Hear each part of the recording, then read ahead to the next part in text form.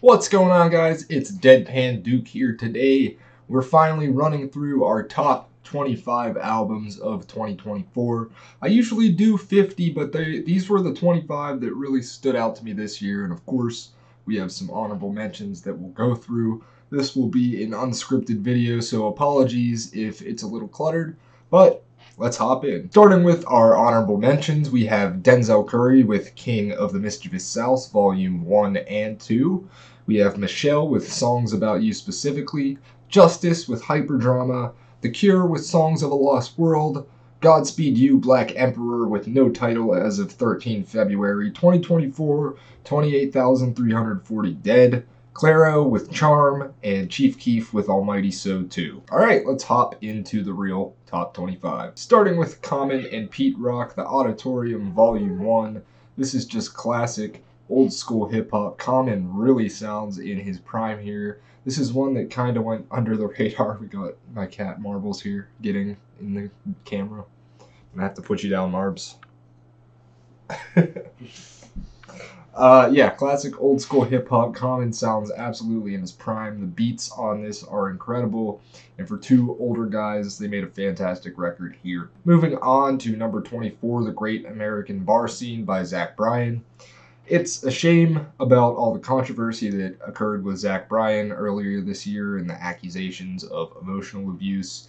If these allegations didn't occur, I would probably have this record a lot higher. However, a lot of what Zach sings about is hard for me to believe when there are this big of allegations around him. This album probably would have been top 10 for me, but unfortunately had to leave it down here. Regardless, it's still a great collection of country songs. 23 is Gene Dawson with Glimmer of God. This guy just doesn't miss with albums. He's got 3 or 4 out at this point, and all of them are great. This one is perhaps his most personal, singing and rapping a lot about things going on in his life, his relationship with God, religion, all kinds of things like that. It's a fusion of pop and synth pop and rock and hip hop. And if you like genre blendy kind of music, this is the album for you. Next is number 22, Joey Valence and Bray with No Hands. If you want the Beastie Boys in 2024 that are a lot more hyper and quirky, you got to check this album out. Every bar is hilarious. If you're Gen Z, you'll understand all the references to SpongeBob and all kinds of other shit. It's just such a funny album, and if you're into hip hop and Beastie Boys, then you'll definitely like it. Next is number 21, We Don't Trust You by Future and Metro Boomin. Obviously elevated by a Kendrick Future that kicked off one of the biggest beefs of 2024, but behind that are a collection of great trap songs and something the trap genre really needed. Future and Metro crafted this fantastic collection of songs, from Ice Attack to the title track to Young Metro. Every beat on this is so dark. Next is number 20, Mac Homie with Rich Ass Haitian. An album very much rooted in Mac Homie's Haitian heritage, really digging into the decades of imperialism the country has faced and the problems and civil wars that are still lingering to this day. If you like conscious hip hop, this album is definitely for you. It's absolutely fantastic, and excited to hear what Mac Homie does next. Next up, we got number 19, Future Islands with People Who Aren't There Anymore. This is a synth pop record that has a lot of emotions carried with it. The title, People Who Aren't There Anymore, I don't think has much to do with people who are actually dead, but rather strangers you've met and have kind of just faded off into the night. I think they do a great job kind of capturing that vibe. There's a lot of like mystery to this record. And if you like synth pop, then you will definitely be bobbing your head to this one. Number 18 is Adrian Lanker with Bright Future. Carried by the amazing single Sadness as a Gift, Adrian takes her songwriting to the next level, but I think what she does even better on this record as opposed to her earlier ones is she really beefed up the production. There's like a magic to the songs she's making that just puts you in this sad, deep headspace. And if you like singer-songwriter music, then you got to check this one out. Speaking of songwriting, number 17 is Tyler, the Creator, with Chromacopia, a record that I feel like got overshadowed a bit by GNX just because GNX was so huge. Chromacopia is actually maybe Tyler's deepest record to this date. It has him rapping, going very deep on these lyrical tangents about having babies and whether or not he wants kids and looking at relationships in all kinds of different ways. I think Chromacopia, despite being as big as it is still kind of an underrated record this year. And it was cool to see Tyler go so deep into his personal life. Number 16 is Schoolboy Q with Blue Lips. Another really great record from a songwriting standpoint that has Q looking at his life and how he has to be a deadbeat dad to provide for his family, meaning he's got to go on all these tours and be away from his family, but if he doesn't, he can't provide money or food or anything for his family. It seems like after Mr. Morale, a lot of rap albums have gotten more personal. I'm already kind of recognizing that trend. Maybe it's not Mr. Morale, maybe it is. But to me, it seems like that album really made a lot of rappers break out of their shell and get deep and personal.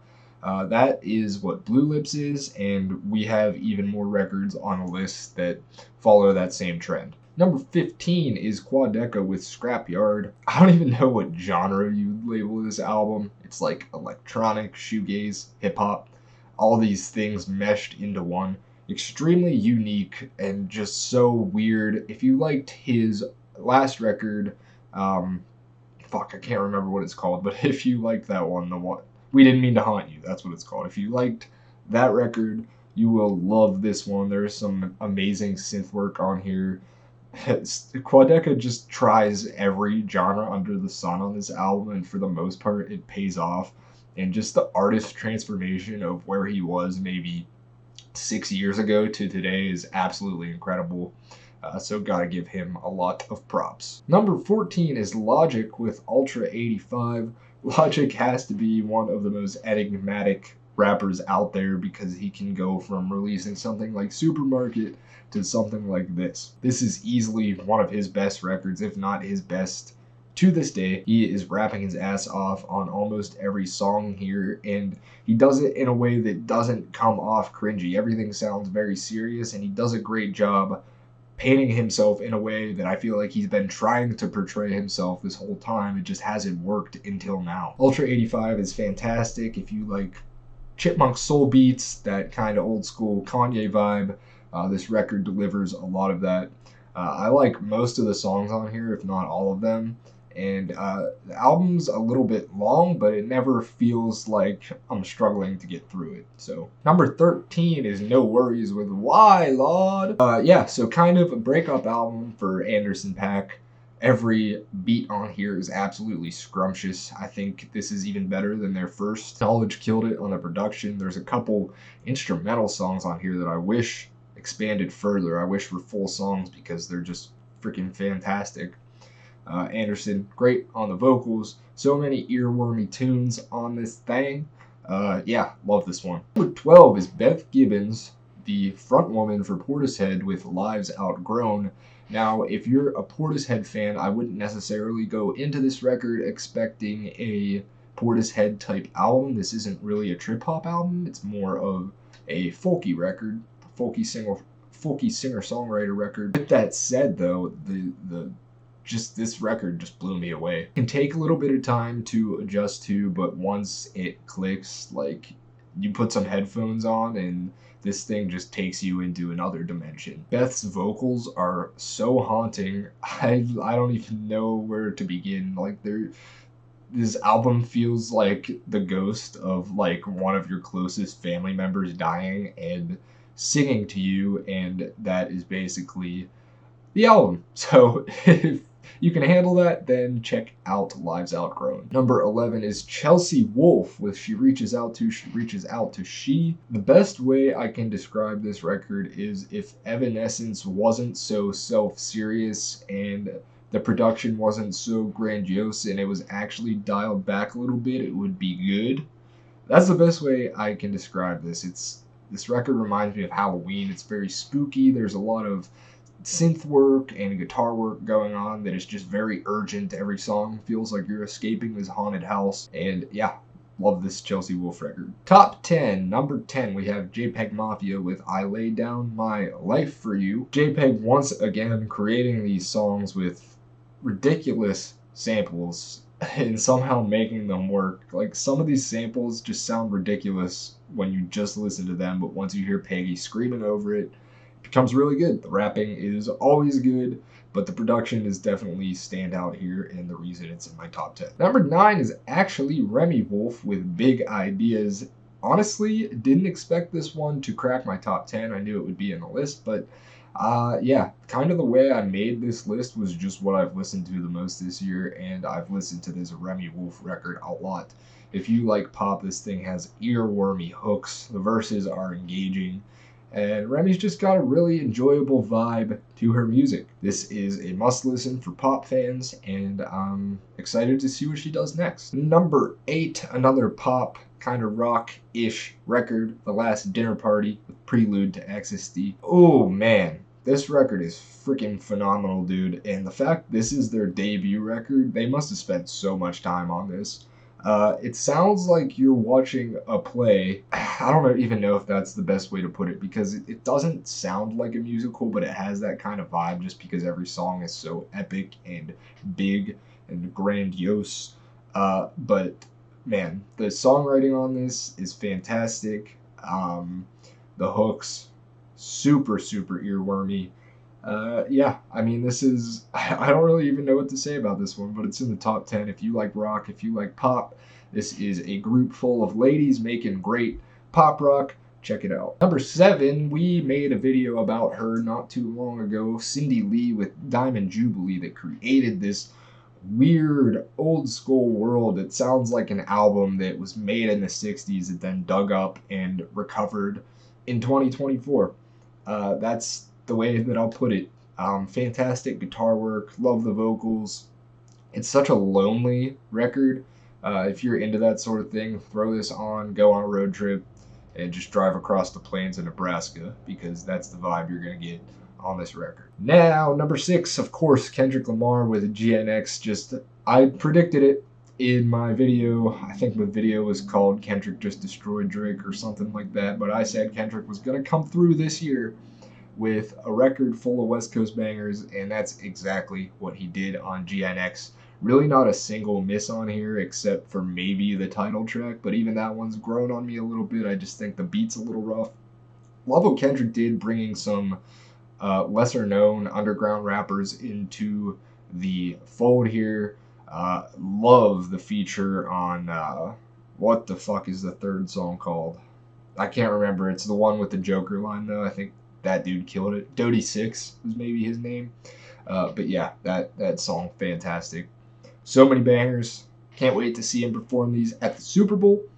Moving on to top 5, which has Charli XCX with Brat. We had a Brat fucking summer, baby. Yeah, listen, I don't know what to say. Some of the best synth pop I've ever heard. Absolute cultural phenomenon this year. If this isn't on your list, I don't think you listen to it, or you just don't like pop. But Charli absolutely killed it. I love how personal and deep some of these songs are, while like being caked between these party anthems. I think that's one of Charli's specialties, and she absolutely mastered it on this record. Anyway, number 4 is Vince Staples with Dark Times. As I was saying, with Blue Lips, another very personal, deep record from a West Coast rapper in Vince Staples. And man, I didn't know Vince had it in him to create hooks this catchy, but like Little Homies, Etouffee, Government Cheese, all of them just get stuck in my head every time I listen to them. I have not stopped bumping this album since it came out, and I think it is easily my favorite hip-hop record of the year. Props to Vince. I cannot wait to hear another record. Hope he keeps trending in this direction.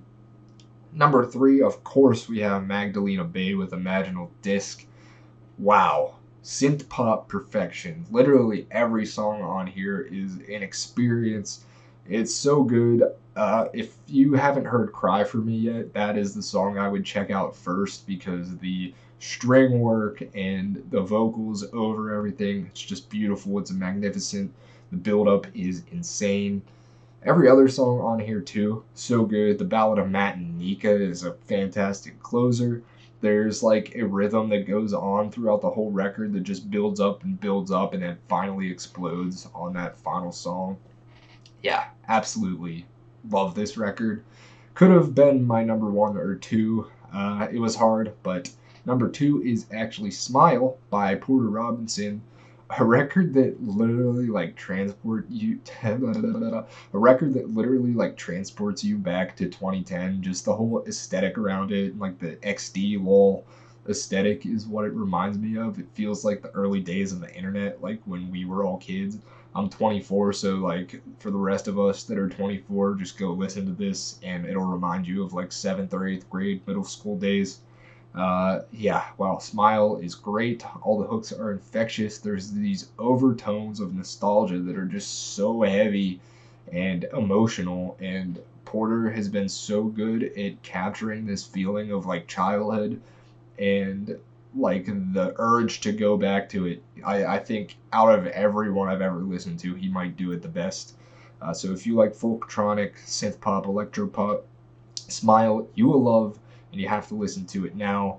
But moving on to my number one record of the year, a record that was maybe the biggest grower I've ever had for one of these year-end lists, is Loss of Life by MGMT.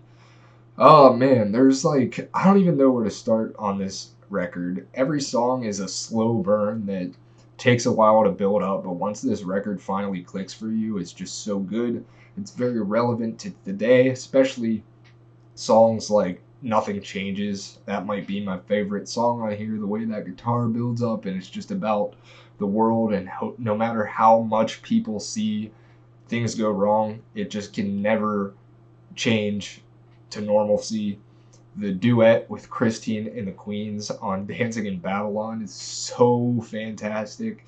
I think this can be argued to be their best album, which is saying a lot when they have records like Little Dark Age and, um, you know, Congratulations and Oracular Spectacular. Yeah, this record absolutely blew me away. I love the aesthetic around it. It's super dark. It's a slow burn. If you gave it a shot and didn't like it too much, I would go back and give it another couple listens and just see if it clicks with you, because these songs like got stuck in my head and stayed there. I forgot they were from this record, and then I came back and absolutely fell in love with it. So MGMT Loss of Life is my favorite record of the year. What's yours? Let me know in the comments. Thank you guys so much for watching. Sorry the edit was a little rougher than usual. Hope you guys have a happy new year. Hope you had very happy holidays. I will see you guys in the next one. Deadpan Duke out.